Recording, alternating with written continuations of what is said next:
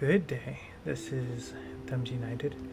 I am recording, well, doing a creative stream. Not recording a Let's Play, I wanted to say that. I've been doing a couple more Let's Plays. I took a little break.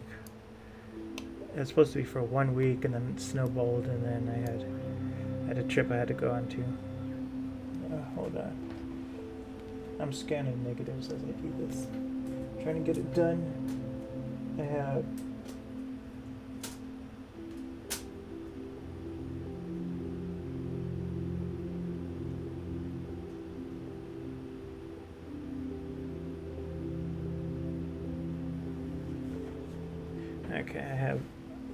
I think it was 7 rolls of film developed, and it's medium format, so it's big. With 35mm, you get like 24 or 36 photos for each roll of film, but with medium format you get 12, and that's because each image is over twice the size of 35mm. It's actually 80mm. And but I have a 35mm negative scanner, and so what I do is I scan each photo. I scan 3 times. I scan the bottom, the top, and the middle, and then I take those 3 images into Photoshop, and Photoshop has this feature where it will stitch together photos, like photos of the same thing, not photos of the same thing, different pieces of photos. It will align them like pretty well. With the Milwaukee project, I did it. There were 60 images I had to scan, and I got, on the first try, it did all of them but 2, and so then I just had to go back and rescan it. Instead of scanning each photo 3 times, I scanned it 4 times, and then it had no problem. And so it was like my error. I might have put too much at the bottom and not enough at the top or something. But let's get to work. Oh, I have to. I can't do reruns anymore, but there we go. So you have to follow for 10 minutes minimum, and I don't do that because I want followers. I do it because I get a lot of like spam and kind of, well, I either get spam or I get rude comments, like really rude. So that's why I have it for followers only, because if they're gonna be rude, at least make them wait 10 minutes to be rude. But just looking at what we have. So we have, it's like 2 hours of photos. We've gone through in the previous months. Man, it's been months. I filmed this in the beginning of August. / took photos. But, and we organized a lot of these photos in Lightroom, and then I brought them into Blender. And so these are all photos we're going to use.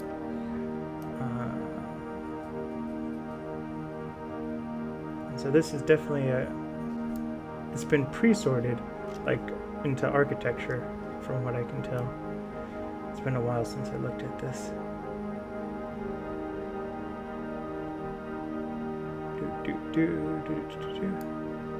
Okay. So we're going to do it by color temperature. So we're going to get all our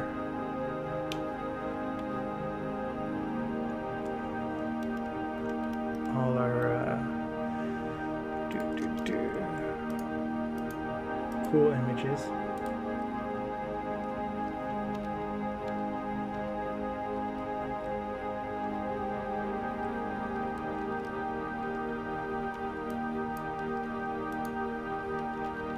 And yeah, we'll just do it that way. These are like slightly warm. Well, okay, so we're going to skip these 2. But this one, it gets, the color temperature is cooler.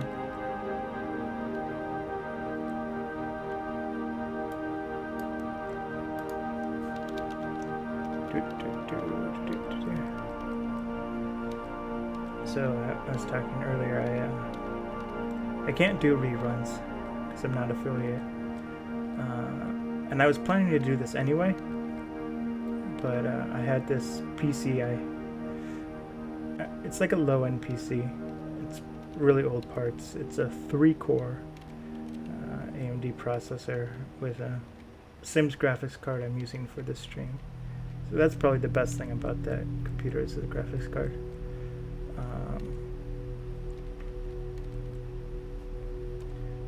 But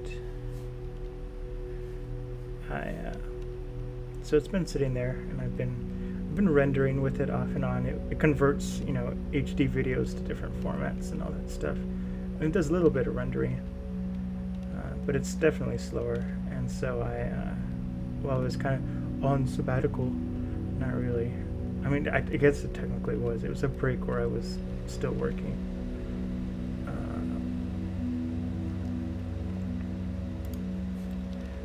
But I was recoding. I was encoding all the past, produced stuff that I've done, all the Project Newfoundland episodes, all the live to tape episodes, all the something else. Well, Sleeping Spring, which is huge because 2 of those films are over an hour long and in 4K, and then I also converted it. I have this pre-recorded gameplay footage, and so I wrote a program for that combined all the segments into one big thing. So now I think it's 13 episodes of Arkham Knight, and so that's going to start streaming eventually as a no mic let's play. But I'll be in chat while it plays.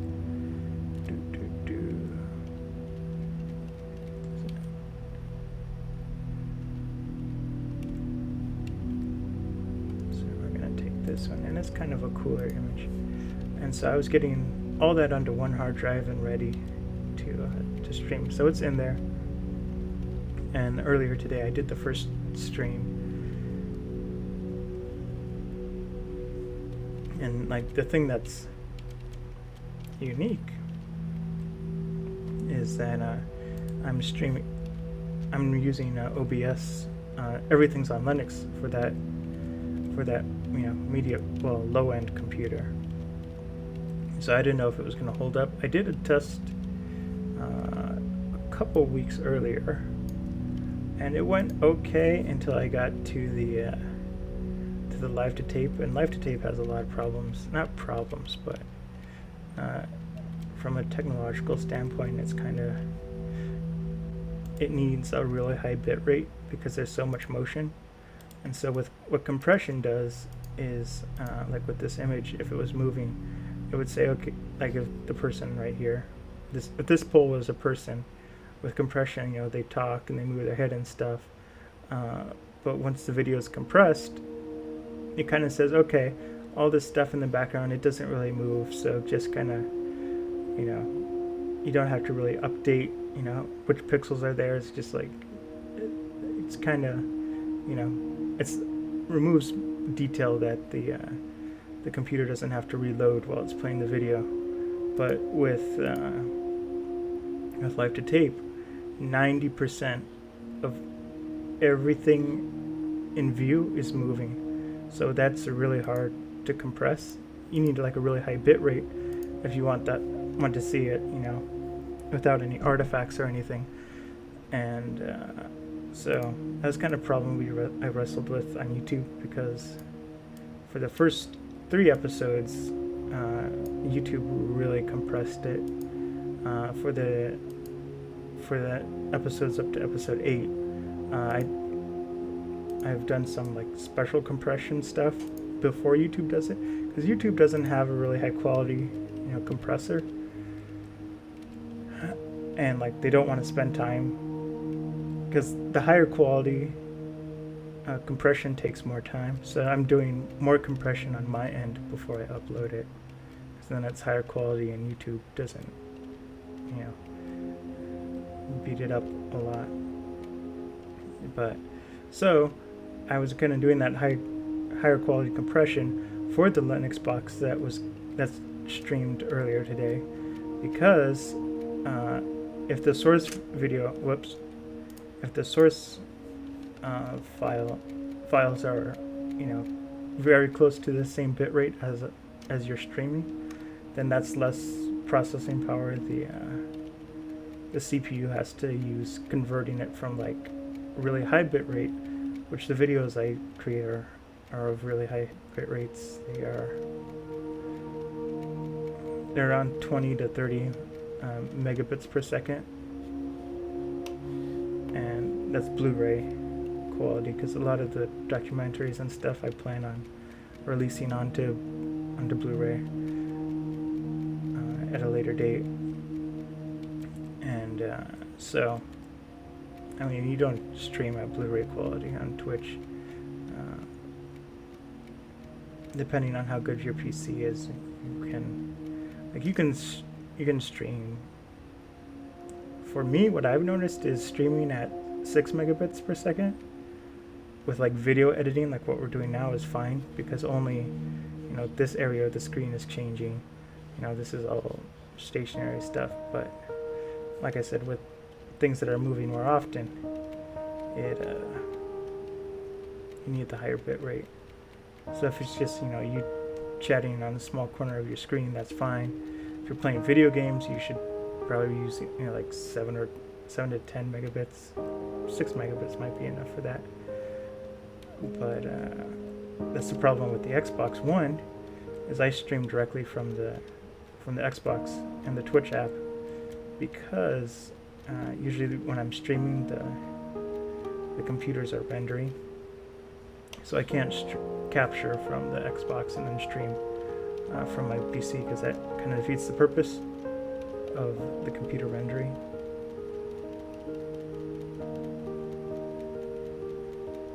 Okay, so we have all of our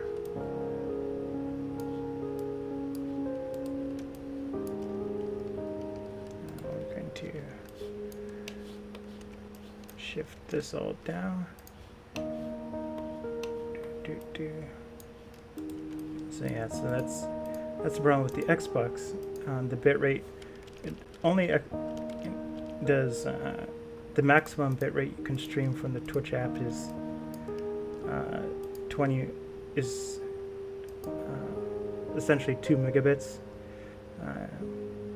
And that's 2,000 kilobits, which is not good, and it's 720p. So I mean, like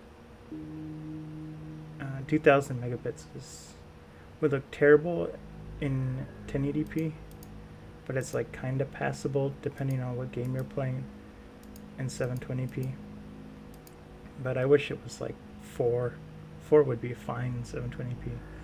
And what the Linux box was, I re-encoded all the videos to 5,500 kilobits, so it's 5.5 megabits for each video. And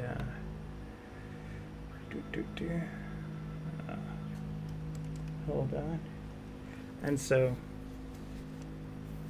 And then the Linux box streams outputs at 5 megabits, so it doesn't have to do that much work to restream the videos. It's pretty much playing the video directly straight from the hard drive to the internet.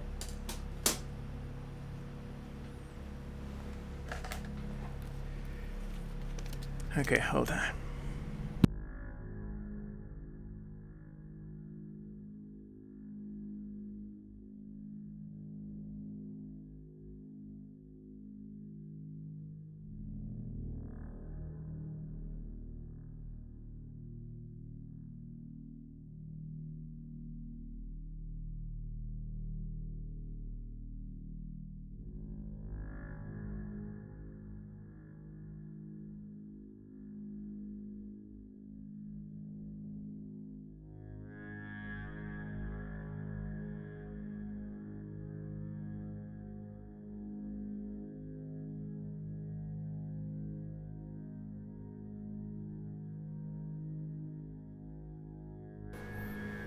Okay.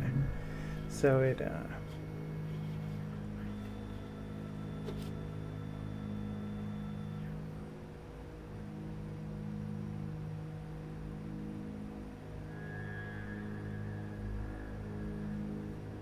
so yeah, I was talking about the megabits. Oh, so the stream earlier today looked pretty good, and the only time the computer dropped frames was because of internet problems. Internet problems.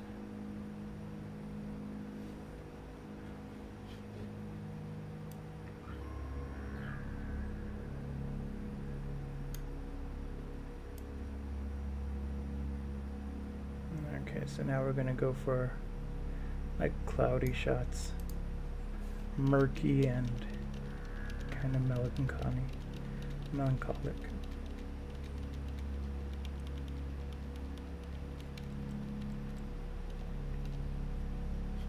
So that starts here.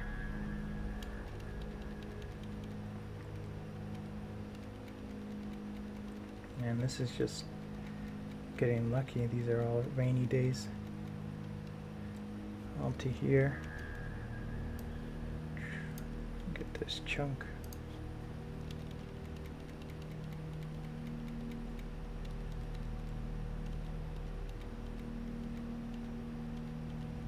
This is a sunset, it's not actually cloudy.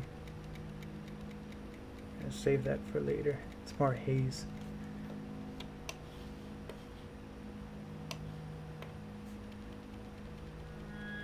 I'm going to be doing this for about 13 more minutes. I have to get to bed at a reasonable time. So this is going to be a short stream.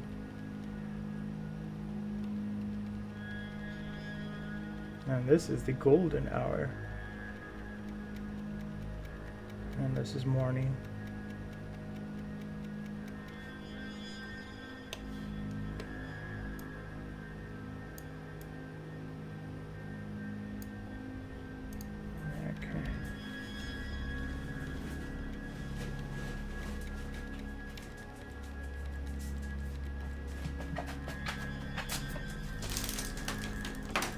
Hear my dog better. I have it's not a new microphone, it's a microphone I had. I just never streamed with it. It is the Blue Yeti.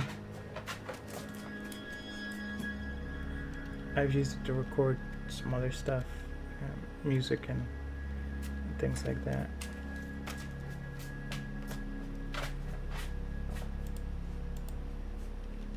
And and you know, it's a good microphone. It might not sound the best right now. I'm still playing with the settings for streaming. But I lent it to my sister, and I was like, oh, can I borrow my microphone back? She was like, you can have it back. And I was like, that's weird, because she likes to use it a lot for recording the saxophone and the bass. And so I brought it back and tried using it. I was like, it didn't work. And I was like, what? She broke my microphone, and she wasn't going to tell me. So I took it apart, and it's kind of the thing that it's not her fault. It's the way the Blue Yeti is designed. But for those that don't know, the microphone connects through USB to your computer. So that's all you need. You don't need a mixer or anything. If you want to pay extra, you can get the Blue Yeti microphone, which is the same thing, but it comes with XLR inputs, and those it's the connection. It's like the cable you would use to connect to a mixer, and using a mixer is so nice. It just helps with everything. You have better control over the EQ. It actually sends power to the microphone, and it sounds better. There was something else that it did. Oh, you can do levels and everything live, and it's more tactile. And then because it's all analog with the mixer, you don't have to worry about your computer lagging, and then it goes out of sync and all that stuff. And like if you're monitoring the sound like I am right now through software, there's like a fraction of a second delay, and if that delay gets, too much, then like I wouldn't even be able to talk because it's so jarring. There's a video of this anchor where her audio sync the audio monitoring the sync gets messed up, and it looks like she's having a stroke, but that's not what's happening. But it's really jarring. So that's kind of why I'm apprehensive. But so I do not have the Yeti Pro with the XLR inputs. Okay, so now what we're gonna do is we're gonna get sunset / golden hour, which is like these two. And so I took apart it's a regular Blue Yeti, and so it connects to USB. It's just a USB device, and it's very nice and set up pretty well. But I take it apart, and boom, the USB port just falls out, and it's like, oh. So what happened was that it just got torqued. Just from too much use.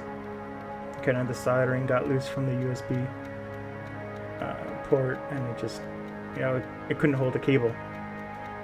So I say that's kind of bad design. It's at the bottom of the microphone, so if you use it with a mic stand or anything, you have a really long cable, and that kind of acts as a lever and puts a lot of pressure on the USB port. So I took it apart and figured out what the problem was, and then I just kind of set it aside, because before I was streaming I was using like an actual mixer and microphones, but it's just the reason why I stopped was because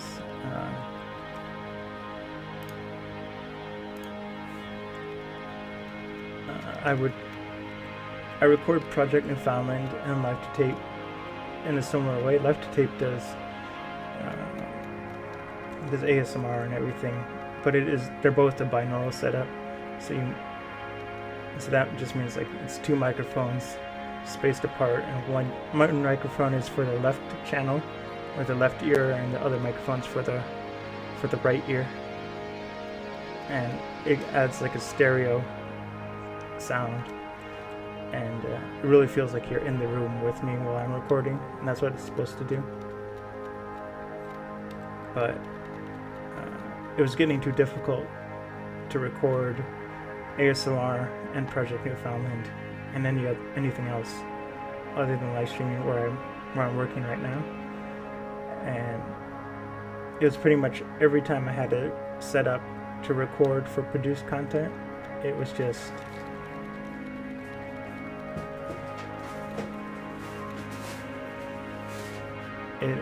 all the settings had to be completely different. Like, it wasn't like I would have to set things up for produced content and then set them back up for live streaming. It was like I had to rediscover each time the best way to record, because the sound was just always changing in the room and everything. So I was like, fine. So then I just kind of gave up. I was like, I have to move, the mixer and the mics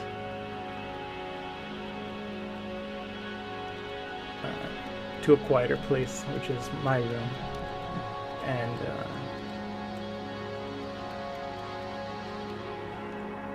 I'm having trouble here because it's like these are dusk photos and I don't want dusk. I'm looking for like the golden hour.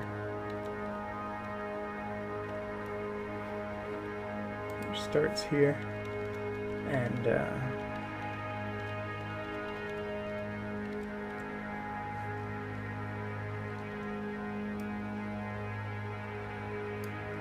yeah, so I moved the other mics upstairs, and I was like, okay, I have to fix the Yeti, and I took it apart. I got a cheat sheet online that was just how to wire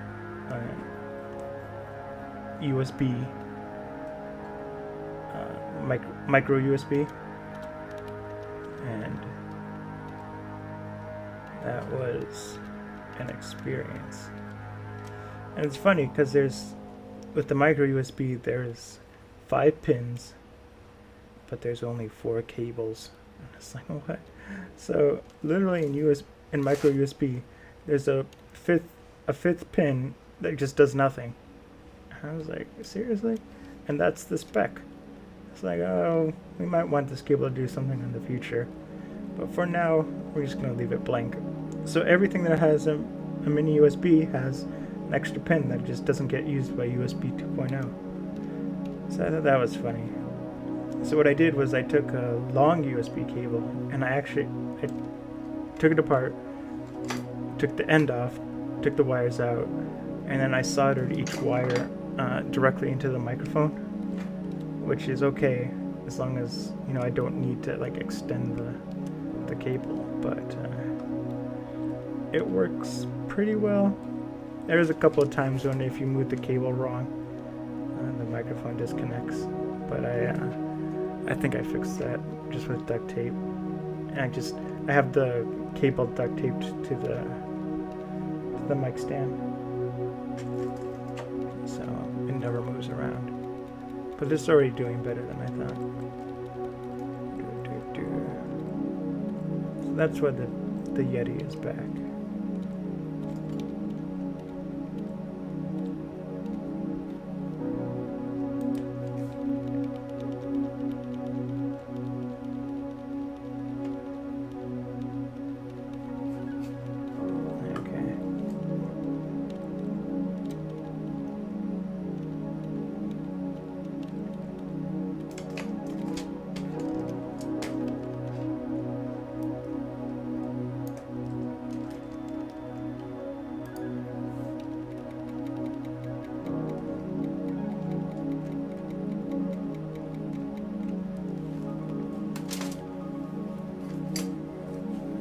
Be right back.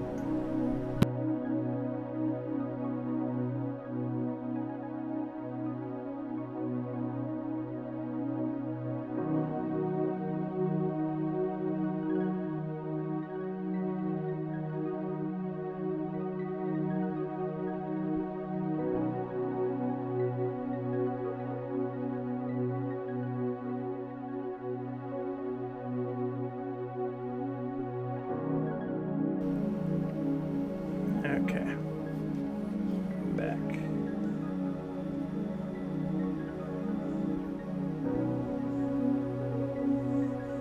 So I'm going to end in a second, but we're just going to get the next group.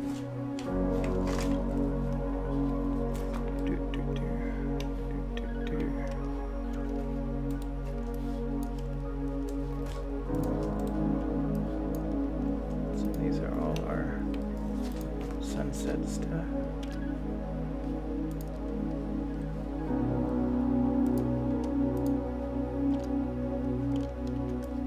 Helps if I select it.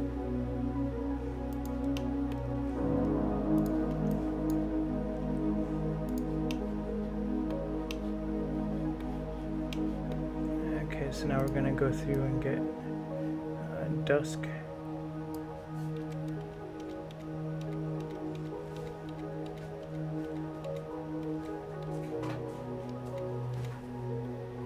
Starts here. It's overexposed, but it's like right, the sun is like down at this point. It's just the sky is still lit up.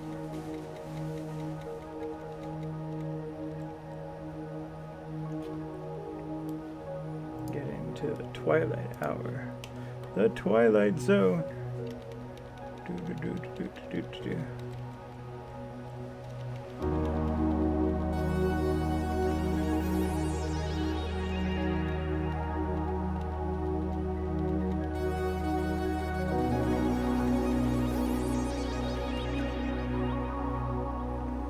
Okay, this is dusk.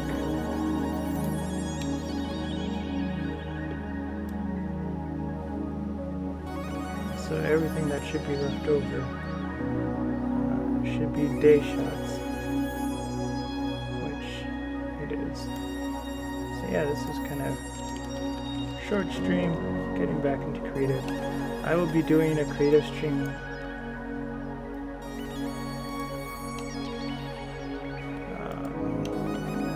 probably Saturday, Sunday, Monday. Still in a production crunch. And